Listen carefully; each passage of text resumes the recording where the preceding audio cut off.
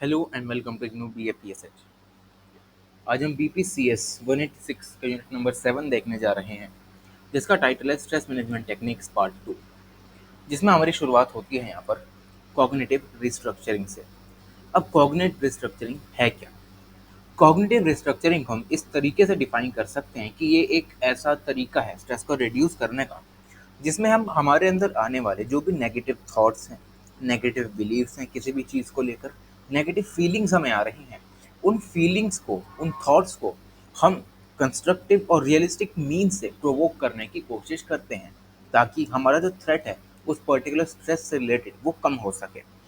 अब इस cognitive restructuring में हमारा थिंकिंग प्रोसेस को भी यहाँ पर चेंज करने की ज़रूरत पड़ती है, क्योंकि हम स्ट्रेस में करते क्या है कि नेगेटिव सोचने लगते हैं, हर चीज़ को नेगेटिवली परसीव करने लगते हैं। तो कॉग्निटिव रिस्ट्रक्चरिंग को प्रैक्टिस करने से हमारा जो थिंकिंग प्रोसेस है वो नेगेटिव से रेशनल और पॉजिटिव बनता रहता है। फॉर एग्जांपल यहाँ पर एक स्टूडेंट का दिया गया है कि एक स्टूडेंट है, उसका एग्ज़ाम होता है। अब उसके एग्ज़ाम में बहुत ही कम नंबर आते हैं। अब वो स्टूडेंट करता क्या है कि अपने आप को फेलियर समझने लगता है, नेगेटिव थॉट्स उसमें आने लगते हैं कि मेरा तो कुछ होने ही नहीं वाला। पर अगर वही कॉग्निटिव रिस्ट्रक्चरिंग के माध्यम से अपने स्ट्रेस को कम करने की कोशिश करे, तो वो उस अपने जो उसके लो मार्क्स आए हैं वो उनसे एक लर्निंग लेसन ले सकता है कि आगे जाकर मैं ऐसे गलती कभी नहीं करूँगा, मैं अच्छे से पढ़ाई करूँगा और अच्छे से नंबर लाऊंगा। तो यही सारी चीज़ें हम कॉग्निटिव रिस्ट्रक्चरिंग में पढ़ते हैं। फिर आता है हमारे पास टॉपिक टाइम मैनेजमेंट का। टाइम मैनेजमेंट आज के टाइम पर अगर हम देखें तो एक बहुत ही इंपॉर्टेंट मुद्दा बना हुआ है, क्योंकि अगर हमें प्रोडक्टिव बनना है तो हमें सिस्टमैटिक और इफ़ेक्टिव वे में अपने टाइम को मैनेज करना पड़ेगा, क्योंकि टाइम एक हमारा प्रेशियस रिसोर्स है। अगर हमने इसको अच्छे से मैनेज कर लिया, हमारे पास जितना भी टाइम है उसका बेस्ट यूज़ कर लिया, तो हम यहाँ पर अच्छे से अपने काम को कर सकते हैं। अब इस मैनेजमेंट में हमारे पास बहुत सारी टेक्निक्स आती हैं, जैसे कि हम प्लानिंग करते हैं टाइम की, ठीक है, जो भी हम टाइम वेस्ट करते हैं उसको कंट्रोल करने की कोशिश करते हैं। बहुत सारी ऐसी टेक्निक्स हैं जिससे कि हम अपने जो टाइम वेस्ट हो रहा है, जहाँ भी टाइम ज़्यादा लग रहा है, उसका एक एवेल्यूएशन निकालते हैं ताकि हम वहाँ से इम्प्रूव कर सकें। तो इसी के आस्पेक्ट्स में देखें तो जो ये हमारा टाइम मैनेजमेंट है उसे हम 3 तरीके की यहाँ पर डोमेन्स में बाँट सकते हैं, जिसमें सबसे पहला होता है प्रायोरिटाइज़ेशन, फिर आता है शेड्यूलिंग और देन एग्जीक्यूशन। तो सबसे पहले बात करते हैं हम प्रायोरिटाइजेशन की। अब इसका मतलब ये होता है कि जो भी हमारे पास टास्क हैं, रिस्पॉन्सिबिलिटीज़ हैं, उनको उनकी प्रायोरिटी के हिसाब से यहाँ पर हम अर्जेंट, इम्पोर्टेंट नाम के जो भी मैट्रिक्स हैं उसमें यहाँ पर फिट करके देख लें कि ऐसे कौन से टास्क हैं जो कि इम्पोर्टेंट हैं और अर्जेंट है, उन्हें सबसे पहली प्रायोरिटी दीजिए। उसके बाद कुछ ऐसे टास्क देखिए जो कि इम्पोर्टेंट तो नहीं है पर अर्जेंट है, उन्हें दूसरी प्रायोरिटी दीजिए। तो यही सारी चीज़ें जो हैं हम यहाँ पर प्रायोरिटाइजेशन में पढ़ते हैं।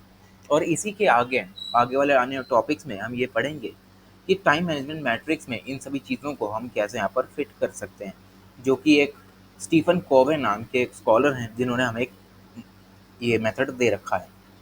आगे आता है हमारे पास शेड्यूलिंग। शेड्यूलिंग का मतलब ये है कि जो भी हमने पर्टिकुलर रिस्पॉन्सिबिलिटीज़ या टास्क हैं हमारे पास, हमने उनको एक पर्टिकुलर टाइम दे दिया। इसमें क्या होता है कि जो भी हमें टास्क मिलता है हम उसे राइट टाइम पर करें और राइट टाइम पर से कैरी आउट करें, ठीक है? ताकि कोई भी काम ऐसा ना हो कि जो हमारा ज़्यादा समय खा ले, जिसकी वजह से हमारे दूसरे काम धरे के धरे रह जाएँ। इसलिए यहाँ पर शेड्यूलिंग को इम्पोर्टेंट माना जाता है। अब शेड्यूलिंग के भी बहुत सारे फैक्ट्स होते हैं, जैसे कि सबसे पहला आता है हमारे पास क्लस्टरिंग।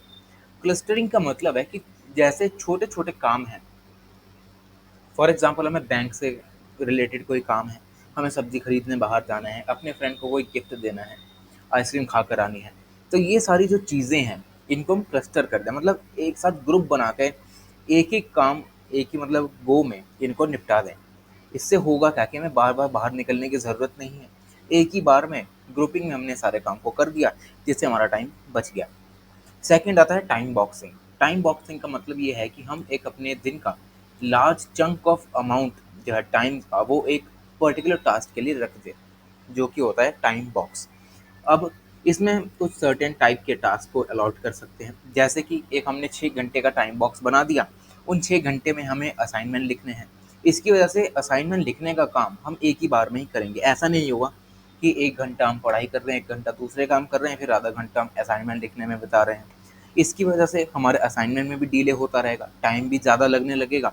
तो इसीलिए टाइम बॉक्सिंग हम यहाँ पर इसको करके देख सकते हैं। फिर आता है हमारे पास डिसमेंटलिंग। डिसमेंटलिंग का मतलब है कि जो भी बड़े-बड़े टास्क हैं, ठीक है? फॉर एग्ज़ाम्पल हमें एक पूरा यूनिट, पूरा बुक पढ़ना है। अब उस पूरे बुक को एक ही बार में पढ़ने की बजाय हम क्या कर सकते हैं कि उसको छोटे-छोटे पार्ट्स में डिवाइड करके रख सकते हैं कि कौन-सा पार्ट ज़्यादा इम्पोर्टेंट है, उससे कम इम्पोर्टेंट है। इससे होगा क्या कि हमने बड़े टास्क को छोटे-छोटे पार्ट्स में यहाँ पर डिसमेंटल कर दिया, ताकि हमारे लिए इसको मैनेज करना कंपैरेटिवली ईज़ी हो जाए। तो यही है हमारे पास डिसमेंटलिंग। फिर आता है हमारे पास एग्जीक्यूशन, कि जो भी हमने टास्क को कैरी आउट किया प्लानिंग के थ्रू, शेड्यूलिंग के थ्रू, हम इसको एक मोटिवेटेड वे में यहाँ पर कैरी आउट करें। क्योंकि मोटिवेशन एक ऐसा फैक्टर होता है किसी भी इंडिविजुअल में कि वो उस पर्टिकुलर टास्क को अच्छे से कर सके। अगर एक इंडिविजुअल है, उसने प्लानिंग कर ली, शेड्यूलिंग कर ली, ठीक है, क्लस्टरिंग वगैरह सब कर लिया, और उसके पास उस टास्क को करने का मोटिवेशन ही नहीं है, उसको अंदर से ही मन नहीं कर रहा है, ठीक है, तो वो कभी टास्क पूरे ही नहीं हो पाएँगे। तो इसलिए जो एग्ज़ीक्यूशन है, उसमें यहाँ पर मोटिवेशन का होना बहुत ही ज़्यादा ज़रूरी है। अब हम इस मोटिवेशन को बनाकर कैसे रख सकते हैं? फॉर एग्ज़ाम्पल जैसे कि हमने कोई भी एक पर्टिकुलर टास्क किया, उसके बाद अपने आप को कोई भी रिवॉर्ड दे दिया, ठीक है? वो रिवॉर्ड बड़ा हो सकता है, छोटा हो सकता है, इंटेंजिबल भी हो सकता है, टेंजिबल भी हो सकता है। ये एक बहुत ही अच्छा आइडिया है, अपने आप को मोटिवेटेड रखने का।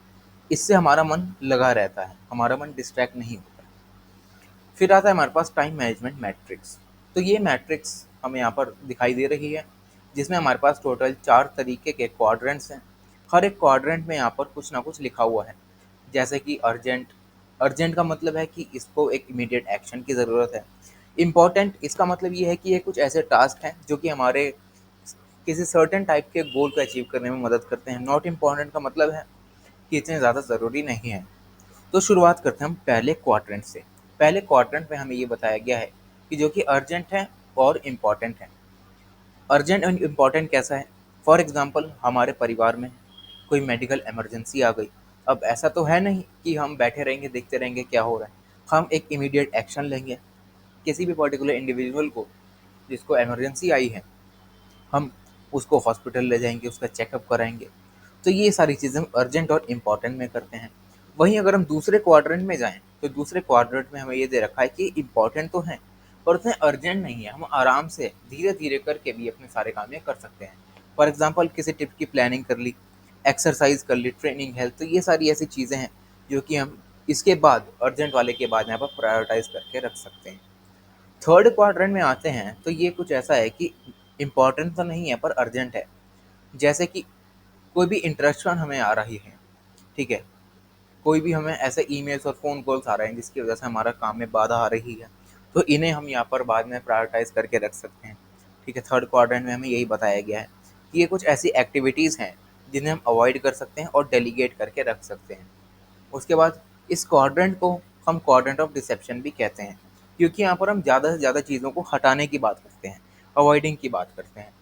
वहीं अगर हम फोर्थ क्वाड्रेंट पे आएँ, फोर्थ क्वाड्रेंट का ये है कि ना ही अर्जेंट है और ना ही इम्पोर्टेंट है।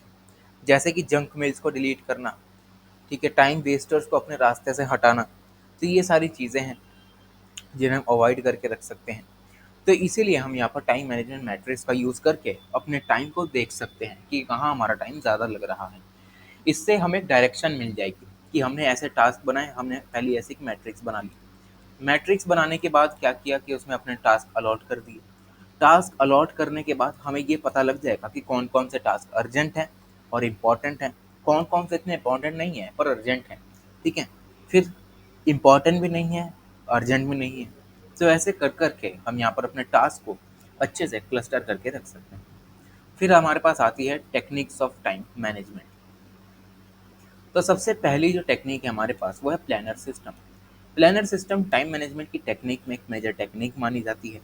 इससे कि एक इंडिविजुअल का मोस्ट ऑफ द टाइम हम यहाँ पर बचा कर रख सकते हैं।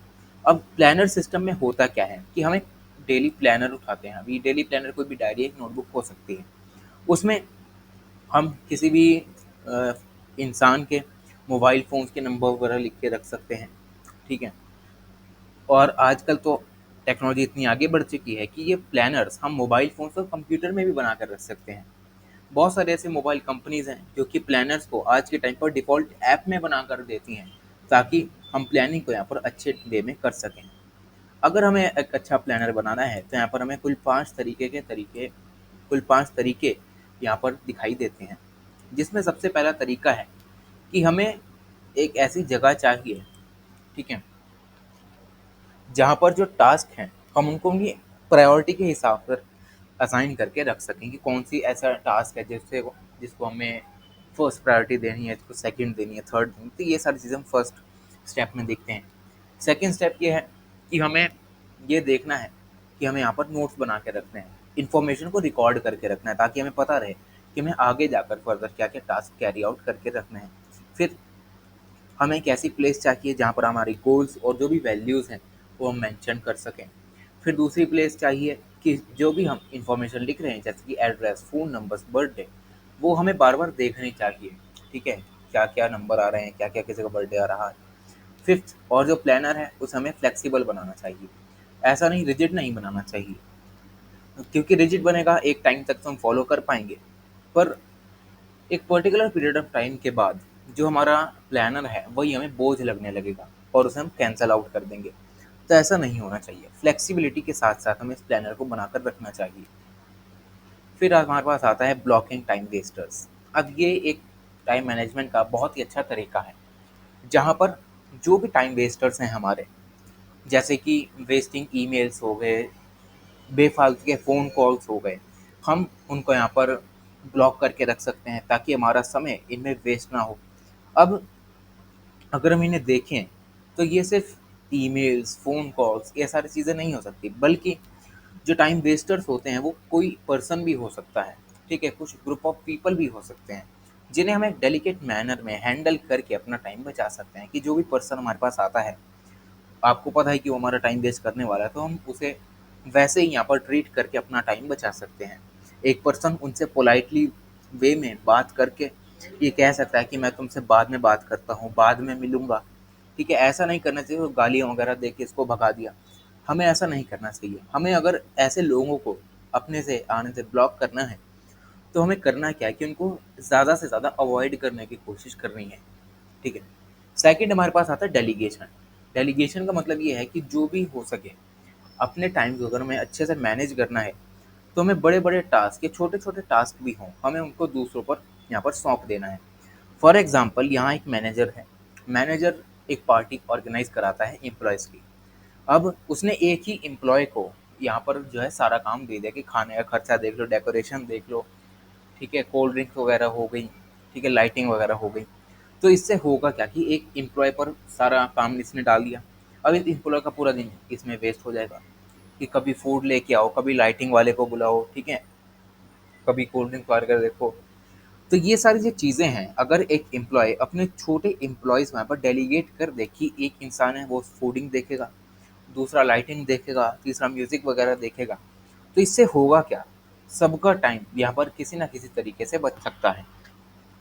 तो ये होता है हमारा डेलीगेशन। फिर हमारे पास आता है डीलिंग विद प्रोक्रेस्टिनेशन। अब प्रोक्रेस्टिनेशन का मतलब हमें पता ही है कि हम एक पर्टिकुलर पीरियड ऑफ टाइम के लिए एक किसी भी टास्क को यहाँ पर टालते चले जाते हैं। अब कोई कोई इंडिविजुअल ऐसा होता है जो कि एक जेन्युइन मैनर में यहाँ पर प्रोक्रेस्टिनेशन को फॉलो करता है। जैसे कि कोई भी उसका जेन्युइन मैटर हो सकता है, जैसे कि उसे स्ट्रेस आ रहा है, जिसकी वजह से वो उस particular period of task particular task को यहाँ पर प्रोक्रेस्टिनेट कर रहा है।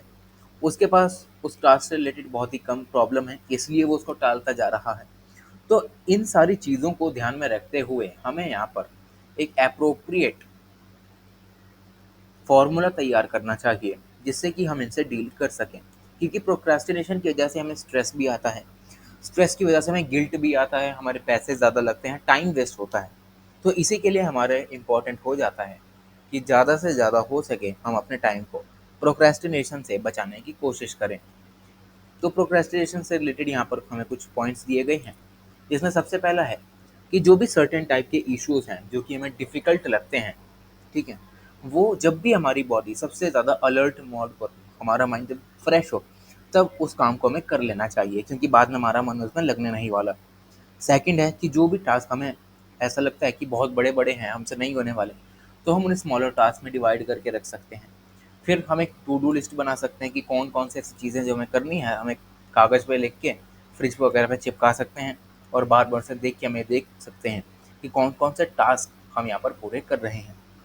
परफेक्शनिज़्म को हम यहाँ पर अवॉइड करके रख सकते हैं क्योंकि हमने पिछले यूनिट्स में कुछ पढ़ के रखा है कि परफेक्शनिस्ट जो लोग होते हैं, उन्हें चाहिए होता है कि जो भी उनकी खुद से एक्सपेक्टेशंस हैं, वो हाई रखनी होती हैं।